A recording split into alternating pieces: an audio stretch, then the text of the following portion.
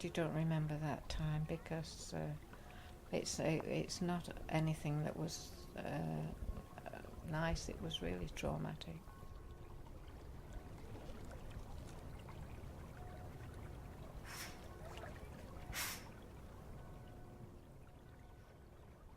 White sheets.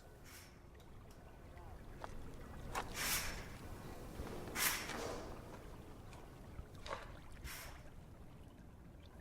think it was a bit watery, but those were your two dislikes: white sheets and rice pudding. I still do.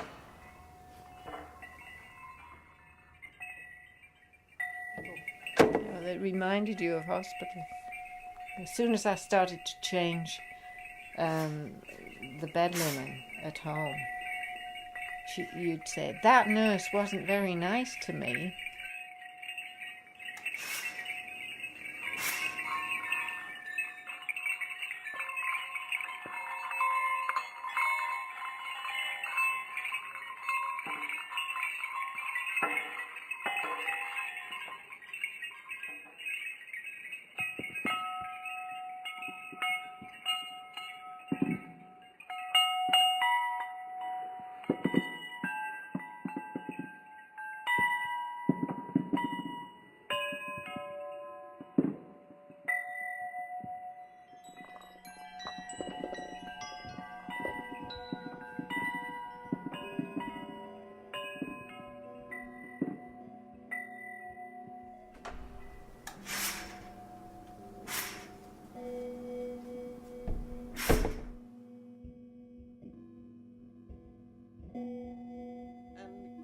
Also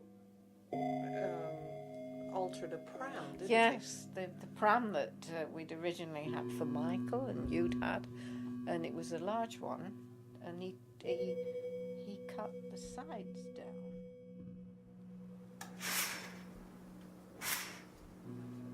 Classic story is when we went to Fleetwood from Grimsby. It was across country, and we had to get the train, and an ambulance was supposed to come to pick up. I think we got one.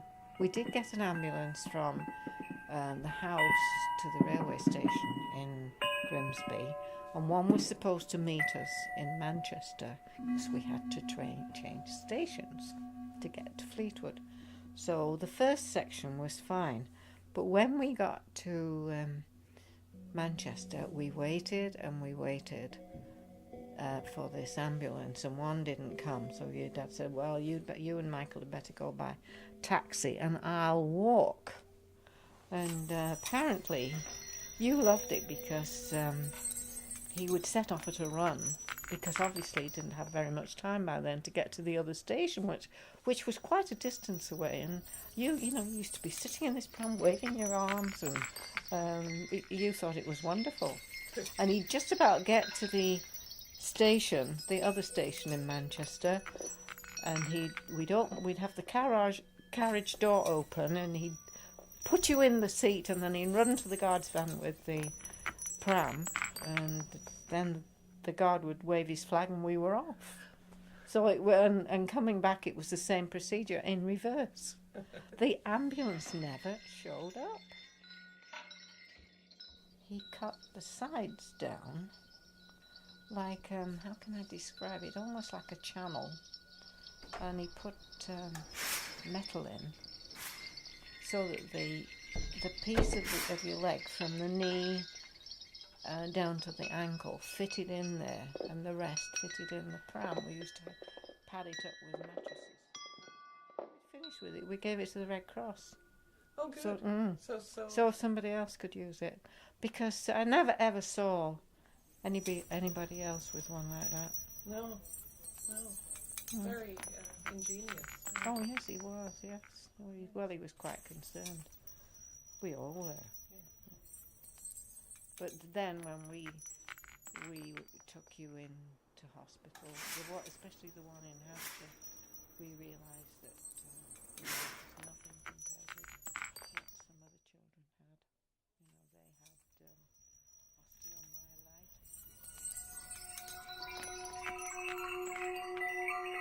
Oh, your hip. Yes, a big bruise.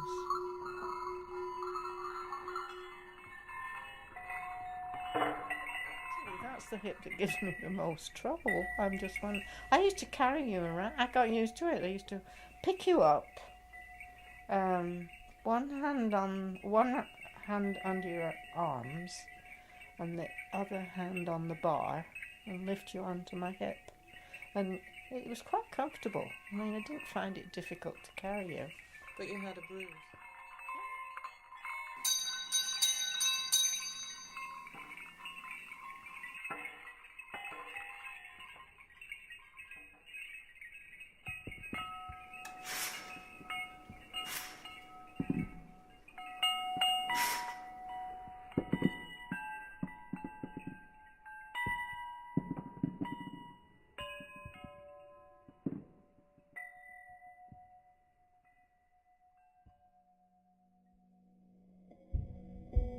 And then every month you had to go in again to have it, you used to go around the floor on your rear end. And then, believe me, you could go fast. I could never catch you. Eventually, and you could actually go upstairs, by putting your hands on the step and going up one step, and then swinging these legs round. They had a bar. Yes. Your knee was each knee was over to the right and left with the bar between. And you used to swing it across. You were dangerous because if you got angry, which you did very often, because it stopped your movement, and you could swing those legs and do some injury.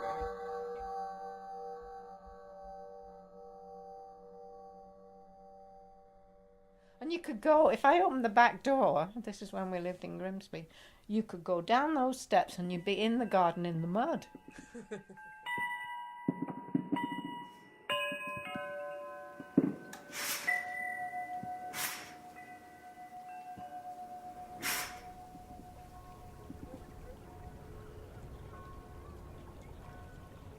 going to manipulate your legs into position, the hip joint wasn't in the right place, and so we took you back to hospital, which was traumatic because you didn't understand. You were just a little girl, less than 2 years old, and I could only visit you half an hour a day.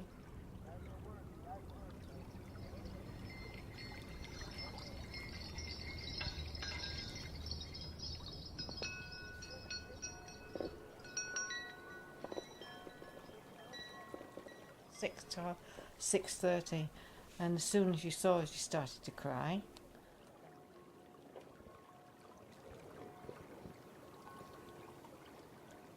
They used to come round with a school bell to alarm everybody. Alarm it was too, that we had to go home. And as soon as you saw the bell, you started to scream.